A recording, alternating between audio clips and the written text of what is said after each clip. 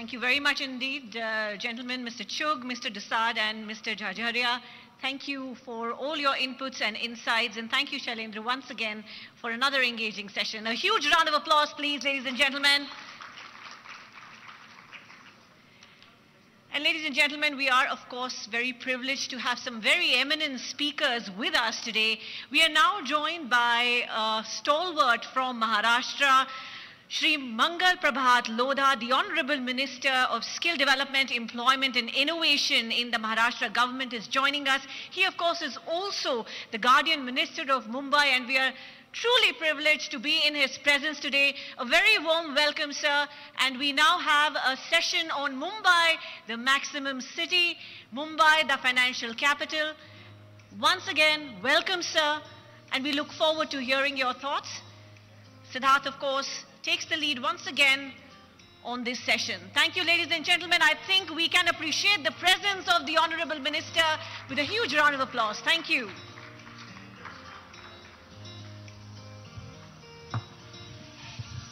Namaskar. I'll request everyone to please settle down in the audience. Shell, your phone is backstage with Radhika. Just requesting everyone to please settle down. It's our great privilege and honor that Lodha ji has made the time to come here. And as he was coming in, I was trying to decide ki prashna kya puche. Now, he has worn many hats in his life, but aaj मैं आपसे जो चर्चा करना चाह रहा हूं उसके पीछे दो रीजन हैं. एक, मुंबई हमारी फाइनेंशियल राजधानी है और कईयों ने प्रयास किए और प्रयास चलते रहेंगे, बट मुंबई फाइनेंशियल राजधानी है. दूसरा, रियल एस्टेट का भी कैपिटल है. आपका अनुभव इन सब विषयों से है, इसलिए पहला प्रश्न मेरा कि आज रेरा के आने के बाद बैंक फंडिंग और बाकी जो क्लीन अप हुआ है रियल एस्टेट में, ये कितना महत्वपूर्ण है, जिससे साधारण व्यक्ति को भी और अमीर से अमीर व्यक्ति को भी आज इतने बढ़िया क्वालिटी के बट इतने महंगे घर भी मिल पा रहे हैं. ऑनेस्टली स्पीकिंग, हमारे पंतप्रधान माननीय नरेंद्र भाई मोदी जी ने जो बहुत अच्छे अच्छे निर्णय लिए हैं, उसमें एक बड़ा निर्णय रेरा के इंट्रोडक्शन का है. रेरा के पहले क्या हालत थी और रेरा के बाद में क्या है, इसका यदि फर्क जानना हो तो रेरा के पहले हर 100 बिल्डिंग में से 50 बिल्डिंग में कुछ न कुछ इलीगल कंस्ट्रक्शन या इलीगल एग्रीमेंट की टर्म्स कुछ न कुछ होता था. रेरा के बाद में 99% एग्रीमेंट क्लीन होते हैं, बिल्डिंग एज पर लॉ बनती है. It's a big protective umbrella to all the flat owners and users. So इसके बाद और एक बड़ा फायदा ये हुआ कि जो कभी कभी बरसात के अंदर नाले में जब ज़्यादा पानी आ जाता है तो बीएमसी सफाई करे कि नहीं करे, शहर की अपना आप सफाई हो जाती है, क्योंकि ज़्यादा पानी के साथ में सब कचरा बाहर निकल जाता है. तो वैसा ही इस रेरा में आने के बाद में हुआ. जो लोग fly bye night real estate में आ गए थे, सब लोगों को कंपल्सरीली बाहर जाना पड़ा. और अब ये एक प्रोफेशनल कॉम्पिटिटिव एटमॉस्फेयर मुंबई नहीं पूरे देश में बचा है. Heads off to Shri Narendra Bhai Modi. और महाराष्ट्र के अंदर तो माननीय देवेंद्र फडणवीस जी के नेतृत्व में पहले भी उन्होंने बहुत अच्छे तरीके से रियल एस्टेट के बारे में इंफ्रास्ट्रक्चर का सपोर्ट करते हुए रियल एस्टेट को आगे बढ़ने देना, ये जितना जरूरी बिजनेस इस मुंबई शहर के अंदर है, उतना ही जरूरी बिजनेस के अंदर काम करने वाले लोगों के लिए अफोर्डेबल घर, अच्छे घर और कन्वीनियंट घर देना भी है. उन्होंने अच्छा बैलेंस किया है. लोधा जी, 11-12 साल पहले 2013-14 तक ऐसी नौबत आ गई थी देश भर में, केवल मुंबई महाराष्ट्र की बात नहीं हो रही है, जहां पे लोगों के जो स्वप्न थे एक अपना घर हो, वो स्वप्न कंकाल में बदल गए थे. इनकम्प्लीट प्रोजेक्ट्स थे. आपने जिस चीज का उल्लेख किया, बैंक फाइनेंसिंग के इशू थे, बहुत बड़ा रियल एस्टेट बबल भी हुआ.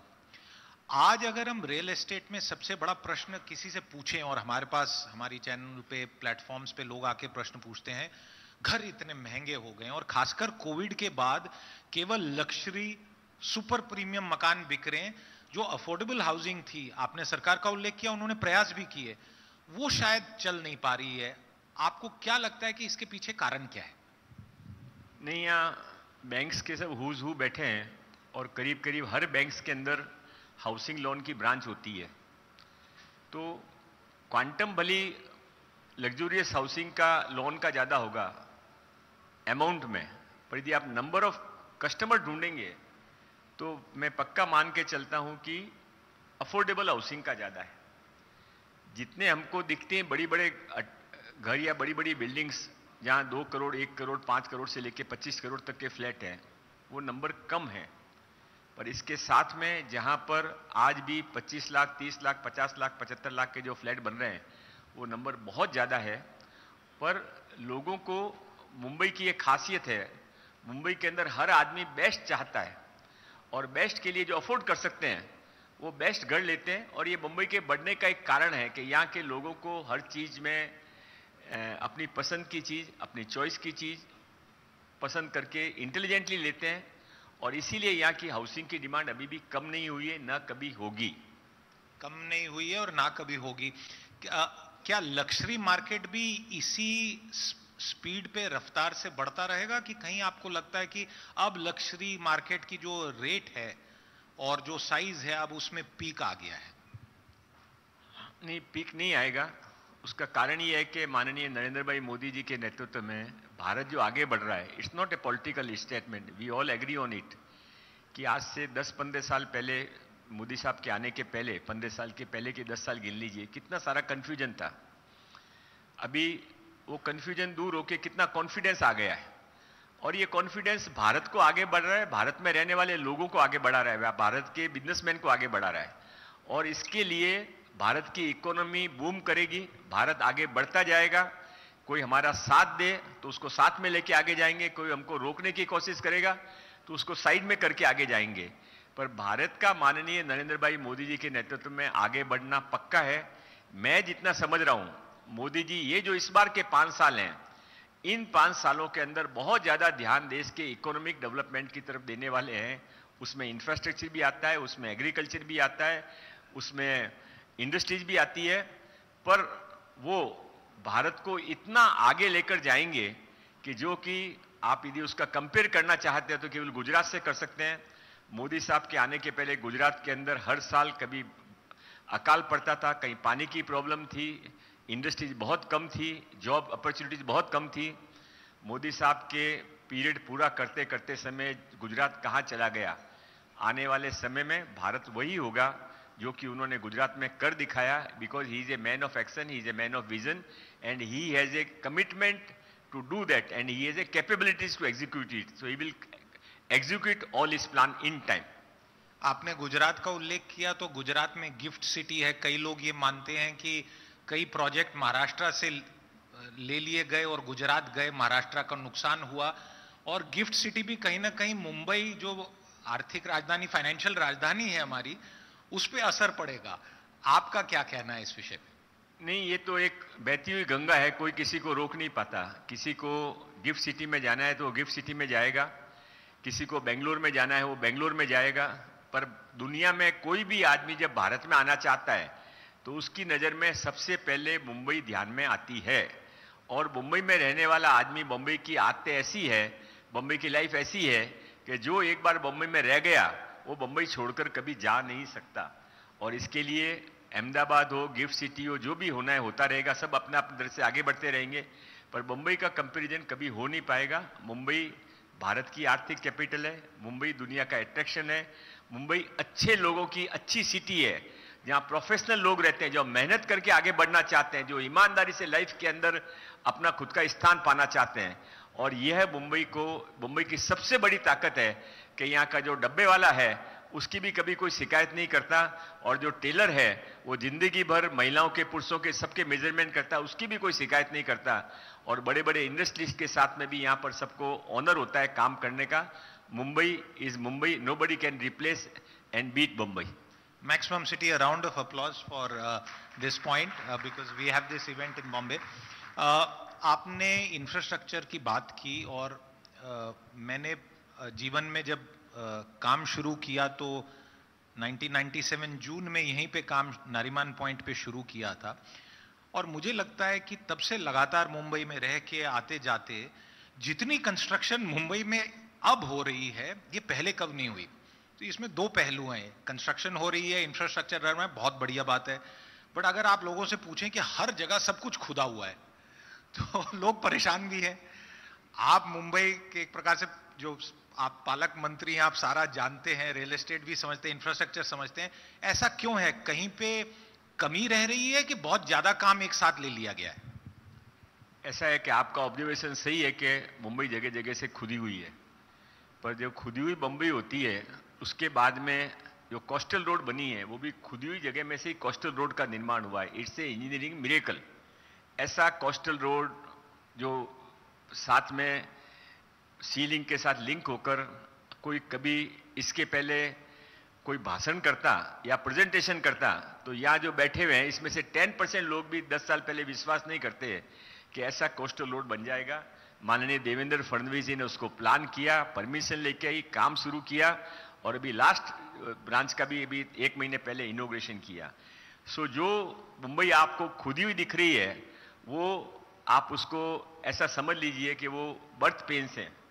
अच्छा, बच्चे के जन्म लेने के पहले माँ को पेन होता है, वैसे मुंबई को भी पेन हो रहा है, पर जब बच्चे का जन्म हो जाएगा, सारे हमारे इंफ्रास्ट्रक्चर डेवलप हो जाएंगे तो सबसे ज्यादा एंजॉय माँ करती है और ये मुंबई शहर भी अपने सारे इंफ्रास्ट्रक्चर को एंजॉय करेगा।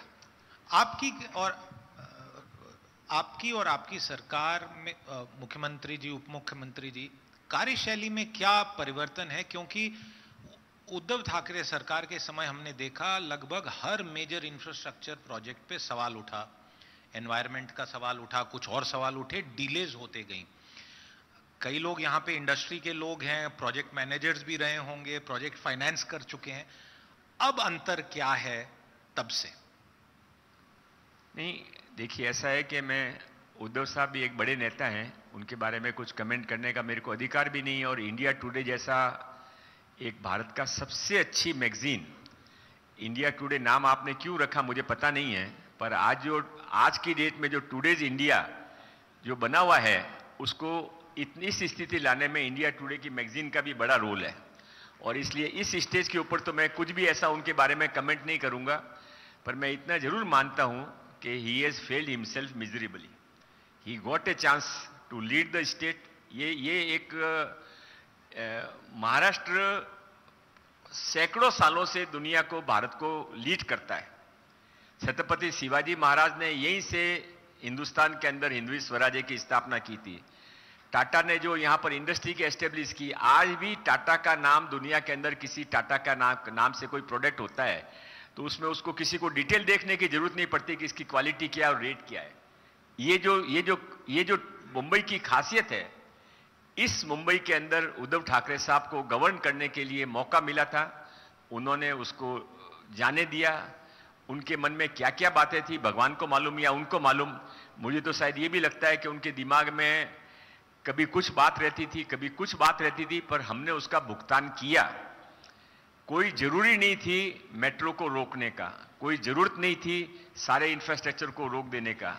आज मुंबई के अंदर यदि उस समय के 2.5 ब्लैक ईयर नहीं आए होते तो अभी तक देवेंद्र फडणवीस जी भी उस समय तक कंटिन्यू कर गए होते, हमारी सरकार कंटिन्यू कर गई होती, तो मेट्रो अभी तक चल रहा होता। और मेट्रो अभी तक चल रहा होता तो मुंबई के लोगों की लाइफ बहुत अच्छी होती है। हम अभी भी कभी दिल्ली में जाते हैं, बड़े शहरों में जाते हैं, यदि अच्छी मेट्रो है तो हम गाड़ी छोड़ के मेट्रो में जाना पसंद करते हैं।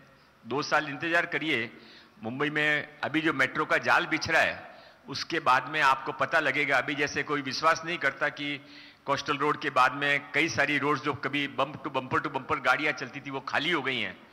मेट्रो जब पूरा हो जाएगा तो मुंबई की यही हालत होगी कि लोग गाड़ियां स्टेशन पे छोड़ के मेट्रो से सफर करेंगे।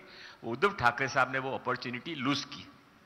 आपने मेट्रो की बात की, ये बड़ा एक, मेरे हिसाब से आपका इस पे जो उत्तर होगा बड़ा महत्वपूर्ण होगा। हमने देखा हैदराबाद में सरकार बदली और चुनावी एक वायदा था मेट्रो में महिलाओं को फ्री राइड दी जाए, और बाकी जगहों पे भी हो रही है। कई लोग सब्सिडी दे रहे हैं सरकार से, और वहां हमने देखा कि उस मेट्रो प्रोजेक्ट के रिटर्न ऑन कैपिटल पे ही सवाल उठाया।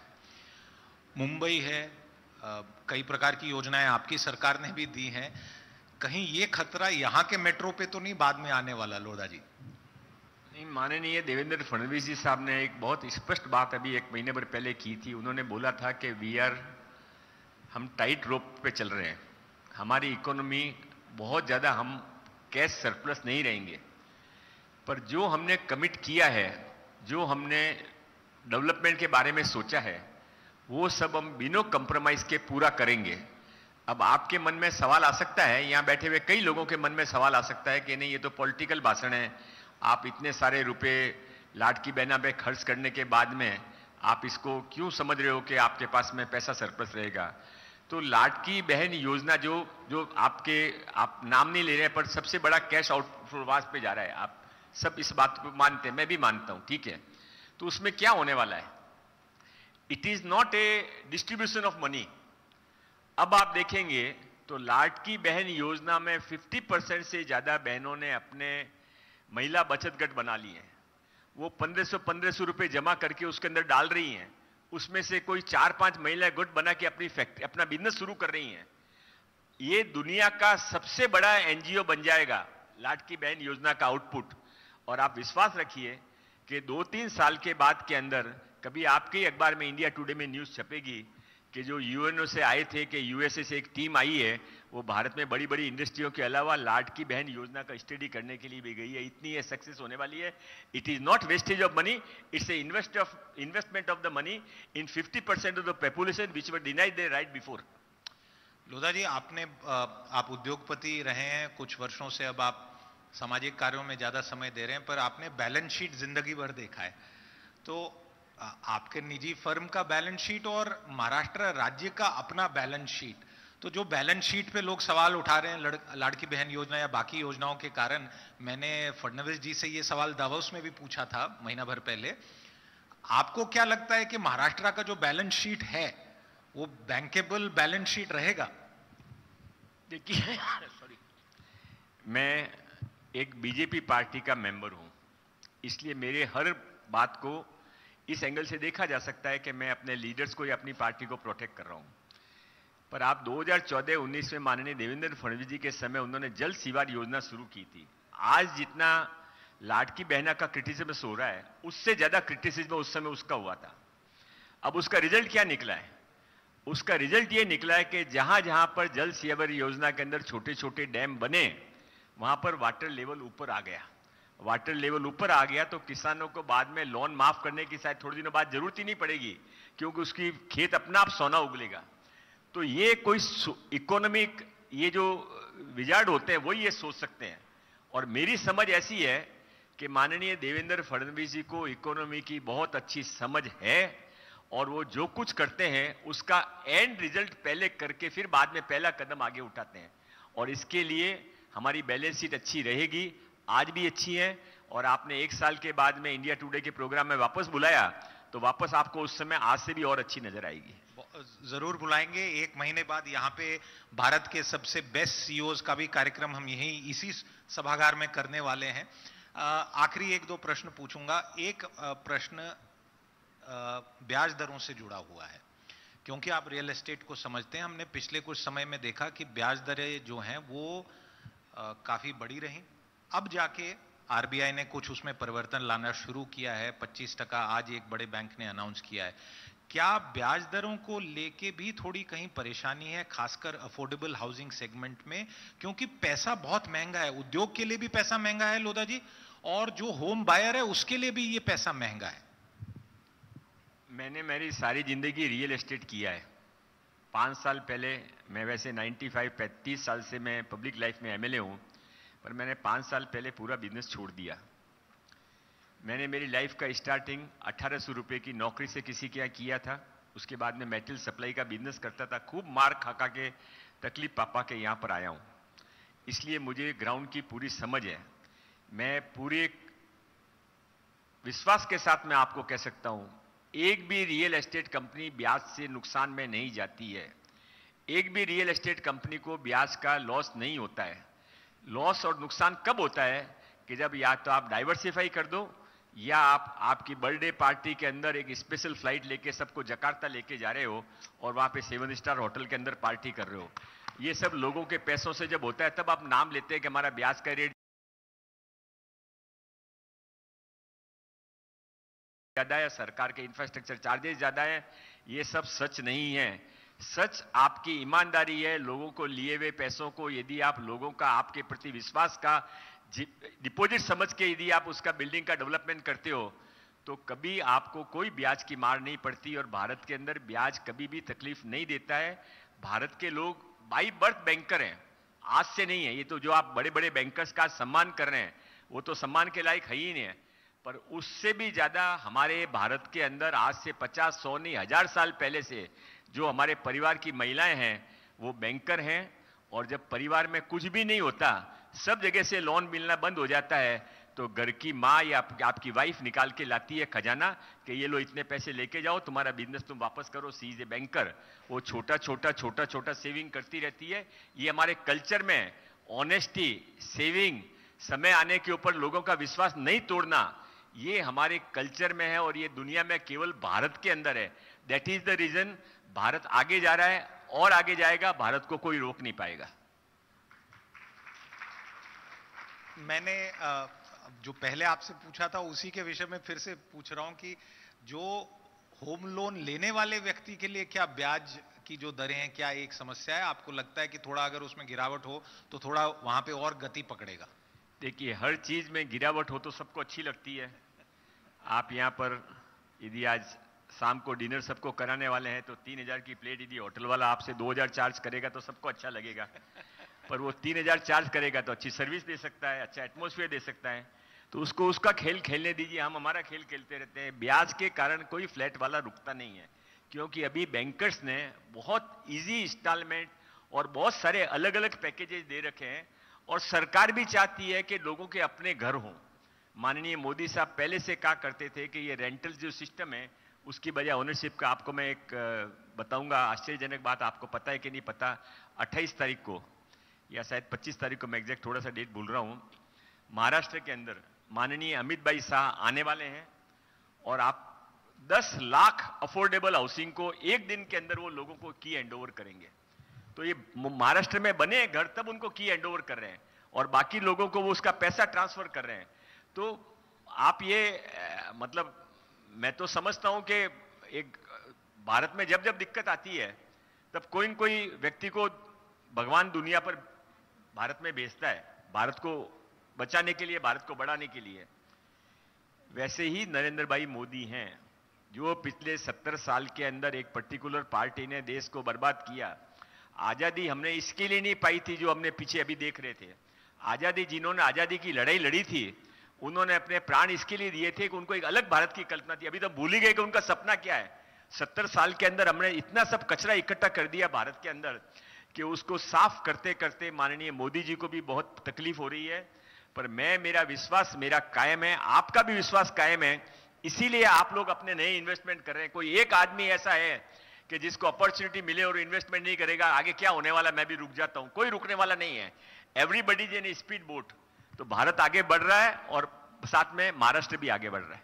आपने क्योंकि नुकसान और इस प्रकार से जो पहले समय की बात कही थी एक उत्तर में, मैं आपसे ये प्रश्न पूछना चाहता हूं, जो हमने स्थिति देखी थी कि रियल एस्टेट में बैड डेट हो गया था, डिफॉल्ट हो गया था, इतनी कंपनीज बैंकरप्ट हो गई, लोगों को घर नहीं मिले थे, आपको लगता है कि वो अब समस्या परमानेंटली हल हो गई? कहीं ऐसा डर तो नहीं है कि फिर से वैसा एक साइकिल शुरू हो सकता है?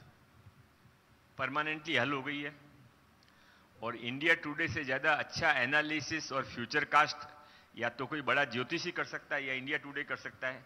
तो इंडिया टुडे के प्लेटफॉर्म से मैं आपको बता देता हूं कि अभी वापस आने वाला नहीं है, कोई चाहे तो भी नहीं आ सकता है, क्योंकि इतने माननीय मोदी साहब ने इसके अंदर ब्रेक लगा दी है। तो कोई चाहे तो भी गड़बड़ नहीं कर सकता है। पैसा जो आपका प्रोजेक्ट में आएगा वहां पर ही आपको यूज करना पड़ेगा, उसको आपको हिसाब देना पड़ेगा। और इससे ज्यादा एक अभी इज्जत का डर हो गया है।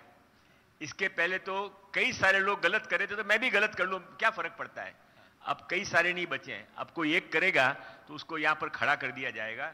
इसके लिए भारत के अंदर रियल एस्टेट के अंदर समझो या कोई भी बिजनेस में समझो, अब न तो कोई मलाया आएगा ना और कोई गलत आदमी आएगा कि उसको लंदन में या केनिया में भागना पड़ेगा। भारत का पैसा भारत के रहेगा, ना तो कोई बैंक डूबेगी, ना कोई बिल्डर डूबेगा, ना कोई बड़ा इंडस्ट्री वाला डूबेगा। यस, अभी भी राम राज्य नहीं आया है, इसलिए छोटी छोटी जो कोऑपरेटिव बैंक्स के बारे में कभी कभी आप सुन लेते हैं, वो लोगों के ब्लाइंड फेथ का मिसयूज करते हैं। पर मैं जितना समझता हूं, मैं जितना मोदी साहब को और देवेंद्र जी को और अमित भाई को जानता हूं, those culprits are having their last days. 2 साल के बाद में यहां पर कोई प्रॉब्लम आने के बाद में ये लोग इसको अनदेखा नहीं करते हैं। हमको नहीं समझ में आ रहा है, पर उन्होंने नोट कर लिया इस चीज को। और 2 साल के बाद के अंदर आप भारत में एक भी कोऑपरेटिव बैंक को डूबता हुआ नहीं देखोगे, लोगों के पैसे डूबते हुए नहीं देखोगे। ये मैं मेरे विश्वास के साथ में यहां पर आपके यहां भविष्यवाणी कर रहा हूं। ये बहुत इंपॉर्टेंट भविष्यवाणी है, क्योंकि आपने उल्लेख किया और दिनेश खरा जी स्टेट बैंक ऑफ इंडिया जीवन उन्होंने दिया है अपना, वो यहाँ पे है। दिनेश जी, मैं आपसे एक रिक्वेस्ट करूंगा, एक माइक यहाँ पे अगर तुरंत हम दे पाए। आप यहाँ ना, खरा साहब आप यहाँ प्लीज। तो आप बैठिए ना। आपको मैं खड़े होकर नमस्ते करना चाहता हूँ। आपने स्टेट बैंक को नहीं, पूरे बैंकिंग सिस्टम को कहां से कहां तक पहुंचा दिया। दिनेश जी, जो रियल एस्टेट और बैंकिंग से संबंधित विषयों पे काफी इतने विस्तार से लोधा जी बोल रहे हैं, इसमें जैसे आप एक कोई टिप्पणी जोड़ना चाहें और अगर कोई प्रश्न भी हो तो हमारे सब लोगों के लिए बहुत अच्छा रहेगा। नहीं, लोढ़ा साहब ने बहुत अच्छी बात कही है कि रेरा के आने के बाद जो एक कॉन्फिडेंस आ गया, वो एक बहुत बड़ी चीज़ है। और दूसरा जो आप एक सवाल पूछ रहे थे कि जो कुछ फ्लैट्स और जो बिल्डिंग्स जो कंप्लीट नहीं हुई और जिसमें कुछ लोगों को परेशानी हुई, उसमें एक्चुअली स्वामी फंड के थ्रू जो है काफ़ी फाइनेंस किया गया है। और कुछ ही दिन पहले जो है फाइनेंस मिनिस्टर भी यहीं पर थी, यूनियन फाइनेंस मिनिस्टर, और उन्होंने कुछ लोगों को कीज भी प्रोवाइड की है। तो आई थिंक वो एक सेंट्रल गवर्नमेंट का जो इनिशिएटिव था उससे बहुत राहत मिली है इस विषय में भी। ये बहुत अच्छी बात आपने कही। आखिरी कुछ मिनट हमारे पास हैं, कार्यक्रम जो अगले चरण पे पहुंचने वाला है। लोधा जी, एक प्रश्न थोड़ा अगर आपका परमिशन हो तो बैंकिंग और इकोनॉमी से हटके थोड़ा राजनीतिक प्रश्न पूछ रहा हूं, क्योंकि पिछले कुछ दिनों में थोड़ी सी ऐसी अटकलबाजी हो रही है कि नई जो सरकार बनी है महाराष्ट्र में, सब उत्साहित हैं जिन लोगों ने यहाँ वोट दिया होगा, और जो हम जैसे लोग, मेरा वोट दिल्ली में है बाहर से देखते हुए, कि एक ऐसी सरकार है जो डबल इंजन की सरकार है, महायुति है, दिल्ली सब लोग साथ में मिल रहे हैं। बट ऐसे कहीं ना कहीं पे र्यूमर कह लीजिए, खबरें आ रही हैं कि कहीं पे शिंदे जी खुश नहीं है, फडणवीस जी से बन नहीं रही है, तालमेल नहीं हो रही है। ये कहीं वाकई में सही खतरा तो नहीं है, क्योंकि इससे मार्केट, शेयर बाजार सब लोग इसको बड़े ध्यान से देख रहे हैं। तो यदि वो खतरे की चिंता आपको है या किसी शेयर वाले को है तो उसको निकाल दीजिए। आज शेयर मार्केट को 5-10% बढ़ने दीजिए, क्योंकि ये केवल इतना ही है कि घर में 1 बहू, 2 बहू, 3 बहू आ गई तो जो जेलिंग पीरियड लगता है वो जेलिंग पीरियड लग रहा है। अभी ऐसा है कि तीनों ही समझदार हैं, ये सीएम डीसीएम सब रहे हुए हैं और सबका 20, 25, 30 साल का पॉलिटिकल बैकग्राउंड है और सबको अगले 15, 20, 25 साल काम करना है। और सबको ये मालूम है कि माननीय नरेंद्र भाई मोदी जी, माननीय अमित भाई शाह की नज़रों में कुछ भी चीज़ छुपी हुई नहीं रहती है और महाराष्ट्र हमारे लिए बहुत इंपॉर्टेंट है और इसके लिए ये सब मिलकर काम करेंगे। आप अगले महीने जो सीईओज़ की मीटिंग ले रहे हैं, उस सीईओ की मीटिंग में शायद आपको ये सवाल करने की भी जरूरत नहीं लगेगी। ऐसा 1 महीने के अंदर एटमॉस्फेयर सारा आपको अच्छा लगेगा। चलिए, ये काफी एक इम्पॉर्टेंट आपने क्लैरिफिकेशन दी है। मैं आपसे जब पिछली बारी मिला था उस टाइम एक सार्वजनिक कार्यक्रम में नहीं मिला था, मैं और मेरे एक साथी आपके पास मिलने आए थे। तब आप अपने ग्रुप की पूरी कमान संभाल के चीजों को संभाल रहे थे। तब से आपने एक प्रकार से, मगर मैं कहूं, बिजनेस से संन्यास लिया है, पर सार्वजनिक जीवन में आप इतना समय दे रहे हैं। आपने ऐसा क्यों किया? और दूसरा, ये करके आपका अनुभव जो 6-7 वर्ष आपने इसमें लगाए हैं, तो कई लोग शायद ऐसा सोच रहे होंगे अपने उत्तराधिकारी के बारे में भी, आप उनको क्या नसीहत देंगे? नहीं, देखिए ऐसा है कि बिजनेस मैंने जब किया खूब जम के किया और मन से किया, पर मेरे को बहुत पहले मैंने बच्चों से कह दिया था कि जिस दिन मेरे को ये लगेगा कि तुम मेरे से ज़्यादा होशियार हो गए हो, स्मार्ट हो गए हो, अच्छी तरह से हैंडल कर रहे हो, उस दिन मैं अपने आप को विड्रॉ कर लूँगा। मैं खारा साहब के पास में मेरे सन अभिषेक के साथ में गया था, कई बार गया था, उनको पता ये बात, और वो आपके सामने कहेंगे कि नहीं कहेंगे, अकेले में तो आपको कह देंगे कि अच्छा हुआ मंगल जी रिटायर हो गए तो अभिषेक ने ज़्यादा अच्छी तरीके से बिजनेस संभाल लिया।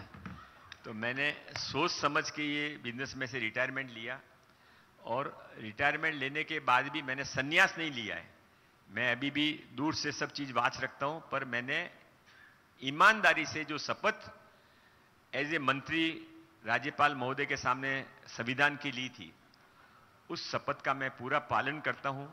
मैं मेरे बिजनेस को और मेरे राजनीति को कभी मिक्स नहीं करता हूँ। मेरे को इस बात को कहने में बहुत आनंद है कि मैंने आज तक मेरा बिजनेस का लाइफ मैंने 82 से स्वयं का छोटा सा बिजनेस शुरू किया था। 82 से अभी 18 और 35 कितने 43 साल हो गए, 25। तो 43-45 साल के अंदर मैंने एक भी गवर्नमेंट का प्लॉट नहीं लिया, न मेरे बच्चों को मैं लेने देता हूं। मेरा ईमानदारी से मानना यह है कि ईमानदारी से काम करके भी खूब पैसा मिल जाता है।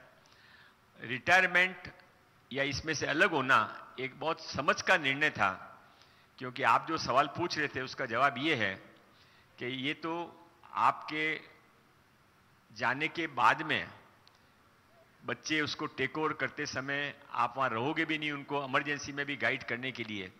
इससे बहुत अच्छा ये है कि आपके सामने ही आप उनको हैंड ओवर कर दो, ताकि दूर रह के थोड़ा बहुत जो कोच करता है।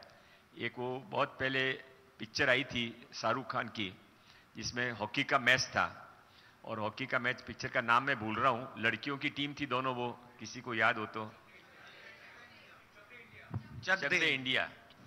तो चक दे इंडिया के अंदर जब फाइनल गोल का सवाल आता है तो कोच होता है शाहरुख खान, वो ग्राउंड में नहीं होता है, पर उसके बाद भी उस गोल को बचाने का वो आंखों के इशारे से करके गोल को बचा के इंडिया को गोल्ड मेडल दिलाता है। तो यदि आप मैदान से बाहर हो गए हो तो भी यदि आप अवेलेबल हो तो अच्छा है कि आपकी टीम को आप गोल्ड मेडल दिला सकते हो। मैंने भी वही करने की कोशिश की। आपने गोल्ड मेडल दिलाने की कोशिश की, बट गोल्ड की जब बात हो रही है तो कहीं ना कहीं पे ये प्रश्न लोगों के मन में आया होगा कि आपने भारत के रियल एस्टेट का पूरा एक साइकिल देखा है 40-42 साल में जो हुआ, और एक जमाना ये था, ऐसा कहा जाता था और सब लोग शायद इस बात से सहमत हो गए कि ब्लैक मनी पे ही पूरा रियल एस्टेट चलता था। और आज रेरा, उससे पहले डिमोनेटाइजेशन, अब डिजिटलाइजेशन, बाकी इनकम टैक्स में जितने कुछ बदलाव आए हैं, तो आज अगर आपसे ये मैं प्रश्न पूछूं कि भारत के रियल एस्टेट में कितना ब्लैक मनी अब बचा हुआ है, कितना चलता है, आप क्या कहेंगे? देखिए ऐसा है, अभी मैं कहूंगा तो आप विश्वास करोगे कि नहीं करोगे मुझे पता नहीं है, पर मैं मेरी ईमानदारी से आपको जवाब दे रहा हूं। मैंने मेरा पहला प्रोजेक्ट सिद्धार्थ बिल्डिंग नाला सुपारा के अंदर बनाई थी। उस समय उसकी फ्लैट की रेट थी 142 rupees per square feet, full white में था। वो स्टेट बैंक के लिए हमने बाजू में एक कॉलोनी बनाई थी, स्टेट बैंक के क्लास 4 स्टाफ के क्वार्टर्स के लिए। तो ये जो एक सोच है कि सब इसमें ब्लैक ही होता है, वो सही सोच ही नहीं है। मेरा पर्सनल इंफॉर्मेशन और पर्सनल नॉलेज और पर्सनल एक्सपीरियंस ये है कि कोई भी बिजनेसमैन ब्लैक में डील नहीं करना चाहता जिसको रात को आराम की नींद सोना होता है। पर चूंकि मेरे को किसी को आपको जमीन के लिए देना है या और किसी चीज के लिए खर्च करना है, उतना ही कवर करने के लिए आदमी करता है। अभी मोदी साहब ने सब बंद करवा दिया है, न किसी को देने की जरूरत पड़ती है, न किसी से लेने की जरूरत पड़ती है।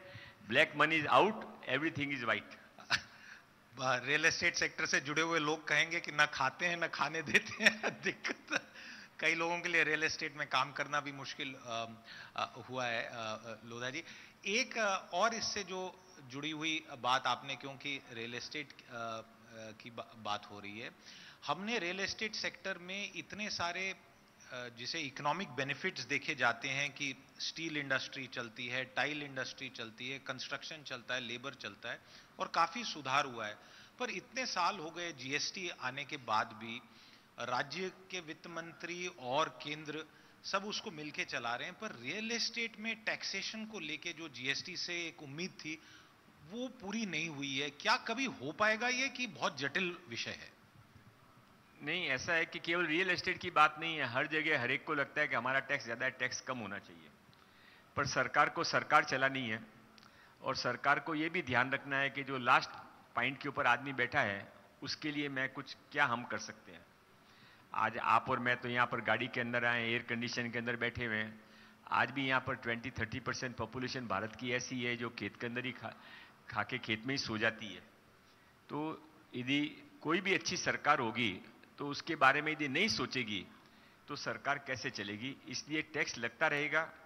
टैक्स का सिस्टम यही रहेगा कि बड़े बिजनेसमैन से, बड़े बिजनेसेस से ज़्यादा पैसा लिया जाएगा और नीडी को बांटा जाएगा। खाली इतना ही इसमें अच्छा होना चाहिए कि राजीव गांधी के जो 100 रुपये घर पे 15 रुपये पहुँचते थे, 85 रुपये बीच में रह जाते थे, वो भी नहीं होना चाहिए। मोदी साहब के समय 100 रुपये इकट्ठे किए जाते हैं और 100 रुपये डायरेक्ट ट्रांसफर से लोगों के पास में पहुँचते हैं। और ये जनधन, आधार और मोबाइल की जो एक सक्सेस रही है वो है। आज कार्यक्रम में महाराष्ट्र के उप मुख्यमंत्री श्री एकनाथ शिंदे जी रहने वाले थे। आखिरी समय पे एक बैठक हुई, वो दिल्ली गए थे। दिल्ली के नवीन मुख्यमंत्री के उद्घाटन समारोह में वो पहुंच नहीं पाए, शायद देरी होगी और लोधा जी ने समय दिया है। लोधा जी, जाते जाते आपसे ये विषय, एक मैं जैसे आया तो एक किसी पुराने जान पहचान ने बोला कि भाई सिद्धार्थ, आप तो दिल्ली रहते हो, आपको वहां की ज्यादा पता है, ये बताइए कि महिला मुख्यमंत्री क्यों बने दिल्ली में। तो मैंने कहा क्यों पूछ रहे हैं मेरे से। तो कहा नहीं, बाकी जितने एनडीए के राज्य हैं शायद उसमें ये पहली महिला मुख्यमंत्री हैं, तो ये किस कारण हुआ। तो मुझे लगता है अगर आप इस पे समझा पाए तो शायद लोगों का थोड़ा फायदा होगा। नहीं, एक तो महिला मुख्यमंत्री बनी और आज उसकी शपथ हुई, इसका फायदा ये हुआ कि शिंदे साहब को वहां जाना पड़ा और मुझे ही आने का मौका मिल गया है। राहुल जी का मैं धन्यवाद देना चाहता हूं। राहुल जी जहां भी होंगे, राहुल जी मेरे बहुत पुराने मित्र हैं। I have a great respect for him. He has called me and told me that we need you as a night watchman, so I am here. आपने नाइट वॉचमैन में डबल सेंचुरी तो ऑलरेडी मारी है। देखिए, ऐसा है कि एक किसी को कोई पूछे यहां पर कि गुजरात के मुख्यमंत्री कौन हैं। आप लोग तो खैर बहुत इंडिया टुडे के रीडर्स हैं, पढ़ते हैं, हुए हैं, पर बाहर निकल के आप पूछेंगे तो 70% लोगों को यह जवाब मिलेगा मुख्यमंत्री कौन है, वो 1 मिनट सोचने के बाद जवाब देंगे। ये सिचुएशन अच्छी है कि खराब है? मेरे हिसाब से ये सिचुएशन बहुत अच्छी है। इस देश में अब व्यक्तियों का महत्व नहीं है, पार्टी और पॉलिसी का महत्व हो गया है। इसलिए कभी कोई पटेल साहब वहां के मुख्यमंत्री बन जाते हैं, कभी कोई यहां पर गुप्ता जी यहाँ की मुख्यमंत्री बन जाती है दिल्ली की, पर जो भी बना है उसको हटाने की जरूरत नहीं आई है। उसने अच्छी तरह से काम किया। कोई भी आदमी से पूछ लीजिए गुजरात अच्छा चल रहा है कि नहीं चल रहा है, मध्य प्रदेश अच्छा चल रहा है कि नहीं चल रहा है। खाली पॉलिटिक्स खत्म हो गई और रात को फोन की घंटी बजेगी और कहेगा सुबह रिजाइन कर देने, वो धमकियां और डर का वातावरण खत्म हो गया। इसी लोग जम के काम कर रहे हैं। रेखा गुप्ता जी भी बहुत अच्छा काम करेंगी। सी इज ए ग्राउंड लीडर। वो विद्यार्थी परिषद से ऊपर आई हैं, आरएसएस की स्वयंसेवक रही हुई हैं और इसके लिए बहुत ऑनेस्टी के साथ में दिल्ली को आगे बढ़ाएंगे। मैं दिल्ली में एक और लेडी को इस बात के लिए बधाई देना चाहता हूं कि दिल्ली आज जो है वो मेरी अपोजिशन पार्टी की है, फिर भी शीला दीक्षित जी ने एशियन गेम्स के समय बहुत अच्छा काम किया था और मुझे लगता है कि रेखा गुप्ता जी उस लाइन को भी तोड़ के और ज्यादा अच्छा काम दिल्ली के अंदर करेंगी। जितना आपको बंबई की सड़कों पे घूमने को मजा आ रहा है, थोड़े दिनों के बाद में आप वापस कहोगे कि अभी मेरे को बहुत दिन आपने बंबई में रख दिया, अभी मेरे को वापस दिल्ली जाने दो। आप ग्रुप में डायरेक्टली नहीं इन्वॉल्व है, बट क्या ग्रुप दिल्ली एनसीआर में या दिल्ली में अब इन्वेस्ट करने की सोचेगा, क्योंकि वहां इतना बड़ा बदलाव आया है अब? मेरा इन्वेस्टमेंट केवल इतना है कि मेरे पार्टी के लोगों की डायरी के अंदर मेरे नंबर कैसे बढ़ सके, इसके अलावा मुझे आज की डेट में और कोई चीज में इंटरेस्ट नहीं है। चलिए, बहुत बहुत धन्यवाद लोधा जी, आपने समय भी निकाला और संयम भी दिखाया और इतने सारे प्रश्नों का उत्तर दिया। मैं आपका बहुत बहुत आभारी हूं। बिजनेस टुडे और इंडिया टुडे समूह की तरफ से आपका बहुत बहुत धन्यवाद।